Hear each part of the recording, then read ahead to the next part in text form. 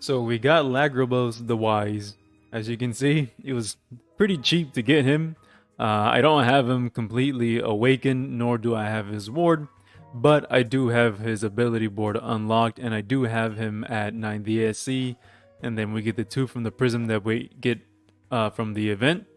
So this is going to be an arena showcase. I know there's already PvE showcases and builds and stuff like that, but I wanted to show his arena potential because it took me by complete surprise. I was not expecting him to be as good as he is. So with that being said, if you guys are wanting a PvE showcase or build video, just let me know down in the script in the comments, and I'll make one. But until then, I will only make the arena guide. Okay, so quickly we'll go over his attribute resistances. This means absolutely nothing in arena, because if he's going to take a hit, he's going to die regardless of how much of this he has. So this doesn't really matter. His ailment resistances though, he's res to poison, res to silence, and then res to curse. Being res to curse is nice. I'll take that for free. He's neutral to blind, he's neutral to stun, and neutral to illness. So he's not negative in any of these, or he's not negative in any ailment resistance, but I do wish that he was res in stun and illness, but you can't really ask for a lot. So being res to curse, it's very nice.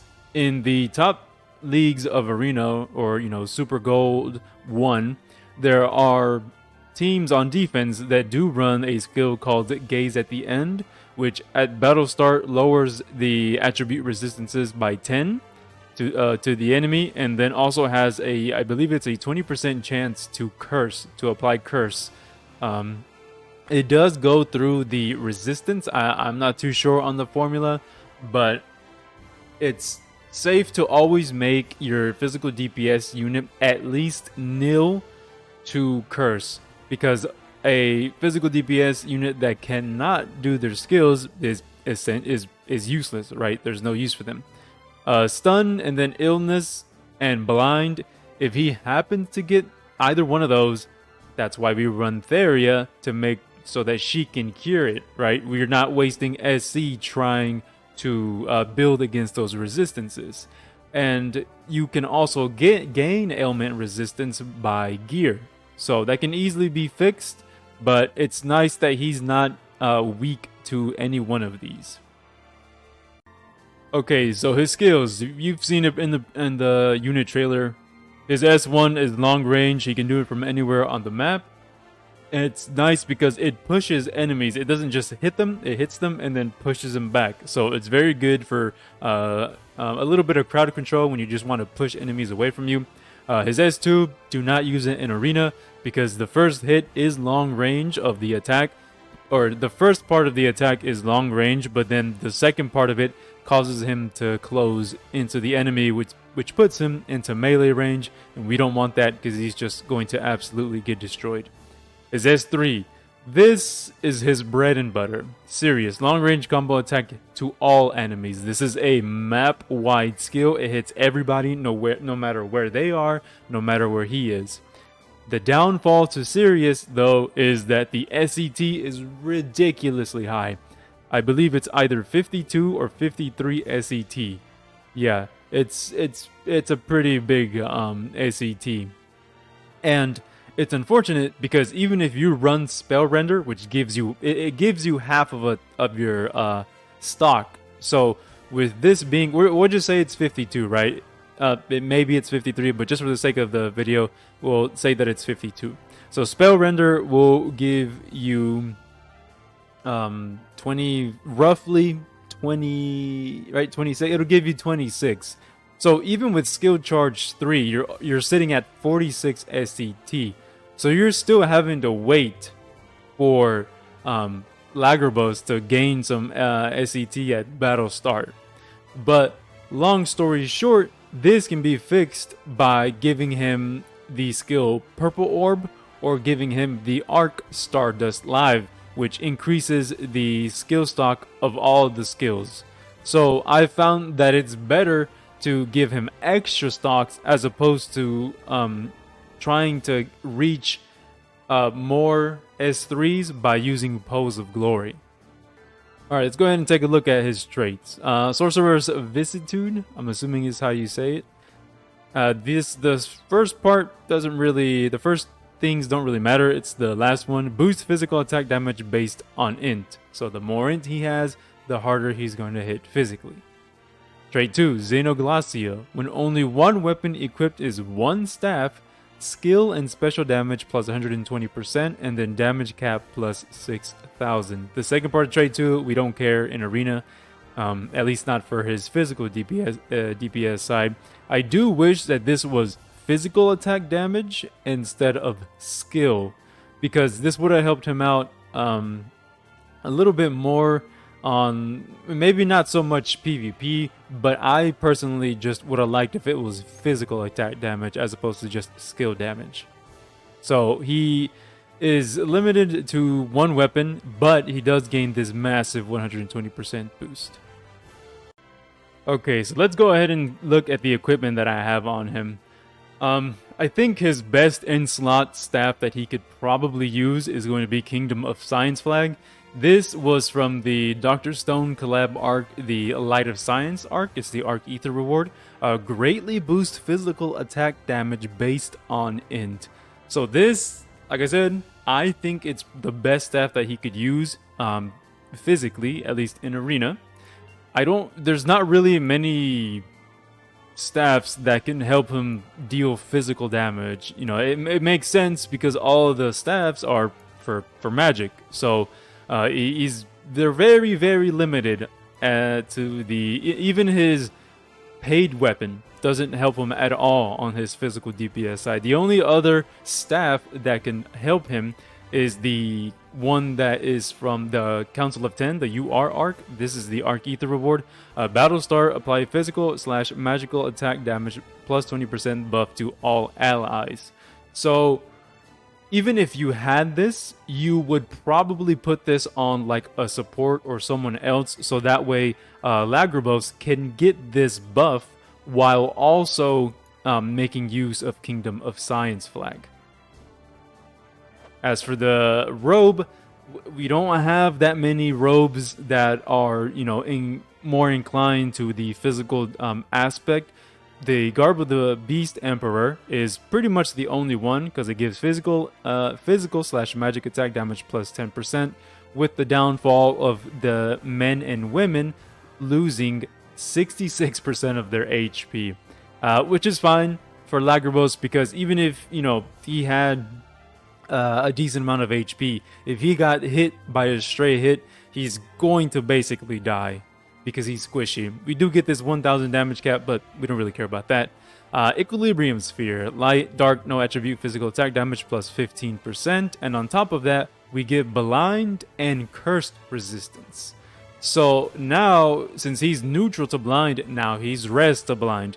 He's originally res to curse, now he's nil to curse. And we want to be nil to curse, so that way we can still keep using our skills. Desert Rose, no earth/no attribute attack damage plus 10%. We also get resistances to curse, stun, and then illness.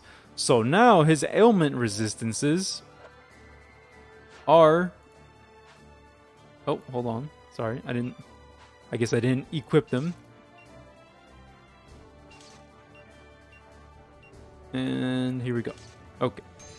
So now with all these equipped, now he's res to everything and he's nil to curse. I should mention that you can go beyond nil. So since we're getting curse res from this Equilibrium Sphere and Desert Rose, he's actually nil plus. So he's got plus 3 resistance to curse. So even if someone like V or someone just happens to use Anula Melth to lower our ailment resistances, he's still going to be nil to curse. So it's very good. And again, just being res to blind, res to stun, res to illness is very good. That just makes Theria's job less taxing because he's going to be less susceptible to those ailments. Let me go ahead and show you the skills that I have on him. Okay, so let's move on into his skills. I had mentioned earlier that he needed Purple Orb, max skill stock +1. We recently had the DMC collab, and you basically got you literally got a ticket to choose Mobile Office Arc if you did not have it. If you didn't choose it, well, I'm sorry, you missed out big time. So again, his skill is S3 SET is incredibly high. It's easier to increase his skill stock versus, again, try to regain it with Pulse of Glory. So this is for the extra stock on the S3. Maglion, damage dealt is proportional to the distance of long-range physical attacks. So the further away he is, the more damage he's going to do. It goes up to 50% more damage. I still don't think it's known just how far you have to be from an enemy, but he's generally going to be, you know, at the back of your team and away from the enemy. So more or less, he's going to make good use of Maglion. Not only that, your off defense, some defense teams do run Spell Render, and they do take more damage the further away you are, and they also take more no attribute damage. So he is, you know, he's essentially triple dipping, right? He's got Maglion, he's got the Spell Render damage boost, and he also has the no attribute damage taken boost from the enemy running Spell Render. So he's already getting a lot of damage boost just from that. Savage Strike accuracy is slightly reduced with physical attack damage plus 50%. So this puts your accuracy from 100% to 80%. And that sounds bad. And I agree. I guess, you know, you lose accuracy, but you gain 50% more damage. In Arena, it's okay to lose the accuracy because all you need is for that one skill to pop that one enemy, right? So this is just for the increase of damage in that one single instance. Sharp Eyes.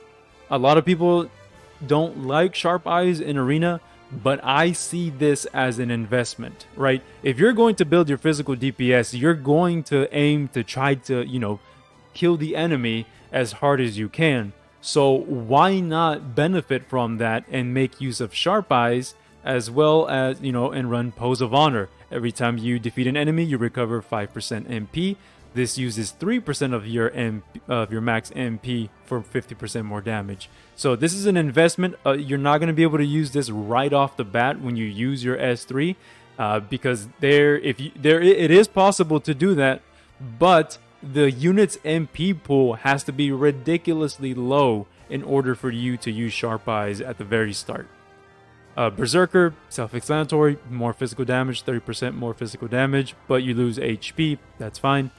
This is the power. This was also included in the DMC collab. It was on the Arc Urizen.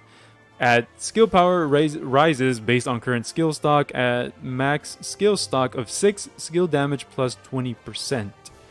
So with this, since we're using Purple Orb and I'm using the Arc Stardust Live for the extra skill stock, he starts off with enough S1 and S2s that his S3 is going to make use of the full 20% more damage. Decoy, this is just, again, in case he takes a stray hit, he can revive. It lessens the workload on Theria to revive him. Shockwave. Shockwave is an overlooked skill. This is a 5% chance to instantly break a guard on a physical hit. This is per hit. It's not per skill usage, it's per hit. That doesn't sound like a lot, but I'm telling you, run it. Okay, besties, this was from the rerun of the Slime collab. If one other ally also has besties equipped, physical and magic attack damage plus 15%. So I, gave besties to another ally, and it's limited to 2. You cannot give it to your entire party. It can only be 2. So make sure you give this to your, 2 DPSs or your DPS and your mage or what have you. But make sure only 2 units have this equipped. Skill 3 boost. Self-explanatory. Our S3 is going to hit harder, 20% more damage. Surprise attack, this is self-explanatory as well. When enemies are not facing, not facing Lagrobos, he's going to get this damage boost. And you can make use of this. It's not always that you're going to get this effect, but I threw it on just for the sake of my Murren. I do run Murren on my offense as my tank, and I like to use the S3 on Murren to get him to dash to the other side and basically have him camp and have them facing Murren, facing away from Lagrobos. So it's very easy to enable. And worst case scenario, all you got to do is just move behind the enemy and make use of surprise attack. Sky High, this is essentially just for when enemies respawn, right? You get this extra 20%.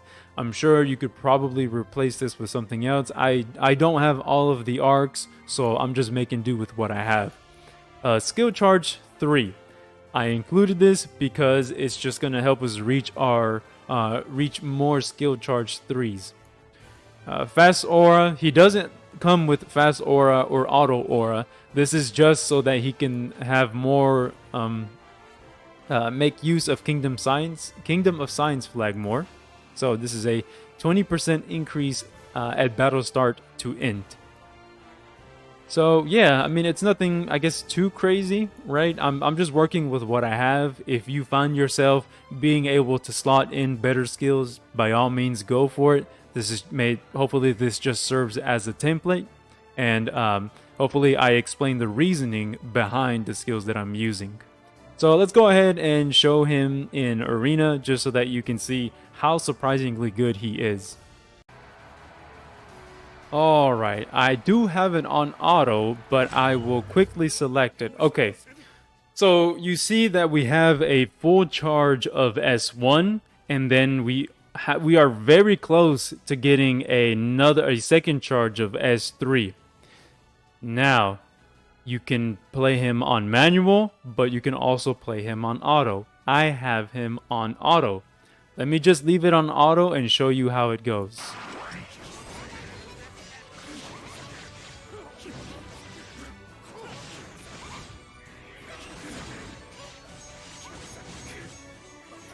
I mean, granted, Lagrin is doing a pretty damn good job, right?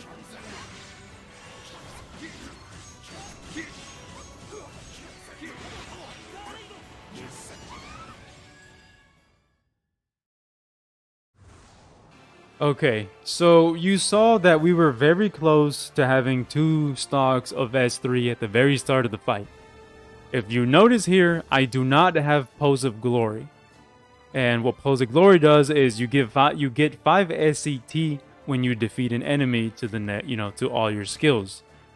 So if Lagrobos does his S3 at the very start, and let's say he happens to get 1, 2, 3 kills, and he happens to make use of Pose of Glory, what's going to happen is if you're doing it on auto, you need to keep this in mind. On manual, obviously you can control what I'm going to mention right now, but on auto, if you happen to have Pose of Glory and he gets a kill, he's going to immediately use his S2, and that's not, or his S3, because he's got the skill charge for it, and that's not good, due to the fact that if you manage to kill, let's say you happen to kill 3 out of the 4 enemies, right? And they all have decoy. If he happens to run Pose of Glory, he's going to immediately use his second S3 while the enemy is still reviving through whether it be decoy, a revive gear, or what have you. The point is, he's going to waste his S3 before they actually respawn. So the easiest way to combat that is just to get rid of Pose of Glory. Yes, it's going to take you a few seconds for him to actually use his second S3. But when he does his second S3, if you happen to kill enemies and they've revived through decoy, now he's not going to waste it, and he's actually going to hit them, if that makes sense. Obviously, you can control on manual when you use your S3, but when you're running on auto, you need to keep this in mind. Okay, so as for the teams that Lagrobos is good against, he's absolutely not the best against like full tanky stall teams. Teams like this, he'll do fine because there's one tank and then there's, Shift Balin, Theria, and then Mikasa. So this team is okay to fight.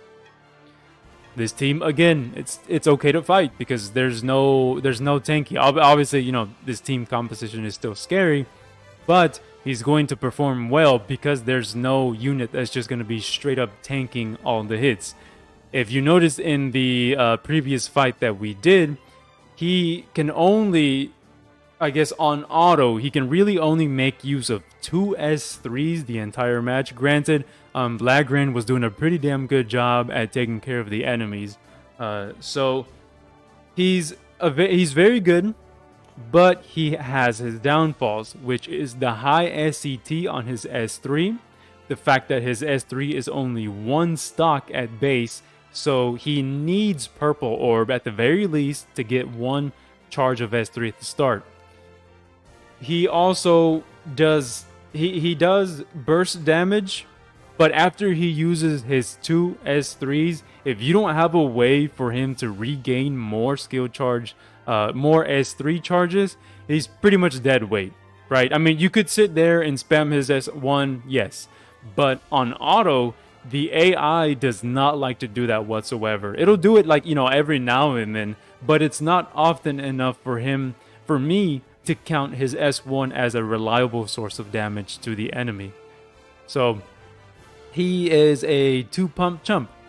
as unfortunate as that is to say, he really only uses 2 at most on auto, and then afterwards you really have to force giving him more skill charge 3s or skill 3 charges. So this team, people are running him on defense. I think that the best use of Lagrobos is on defense because people, like for instance, in my case here, so let's say I like Lax right here, for example. I only have 1 tank. Everyone else is fragile, which means he's going to, he's going to kill these 3, and Murren's going to be alive, right? When you're building offensively, you generally run 1 tank, and everyone else is fragile. So this can help him pop teams at the very start of the fight. Granted, Lagrobos happens to survive the initial onslaught of the skills. But I'll go ahead and fight more teams just to give you a look at how he does perform. So this is going to be on all auto. I think watching him, play on auto will give you a better understanding of like what you have to do if you happen to decide to manual him.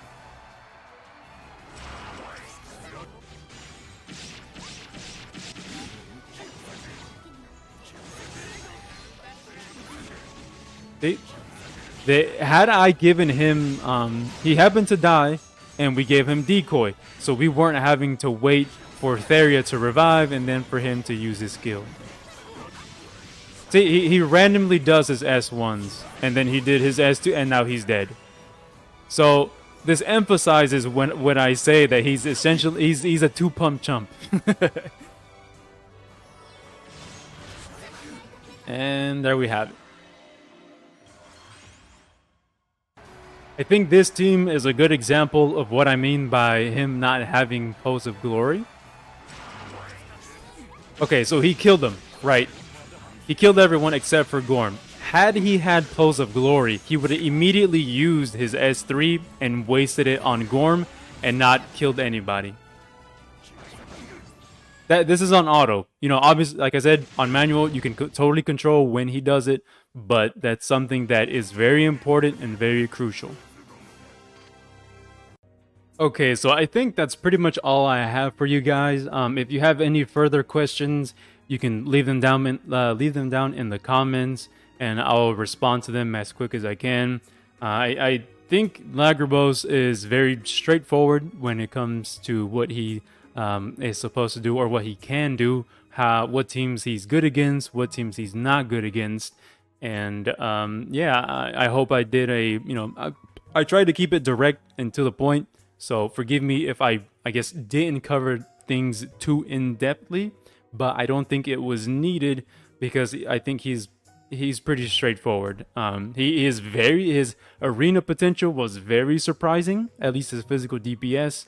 I haven't tried his magic. I don't really have high hopes, simply for the fact that he does not have Human Geyser like Maja. Human Geyser makes a huge difference, and unfortunately he does not have that.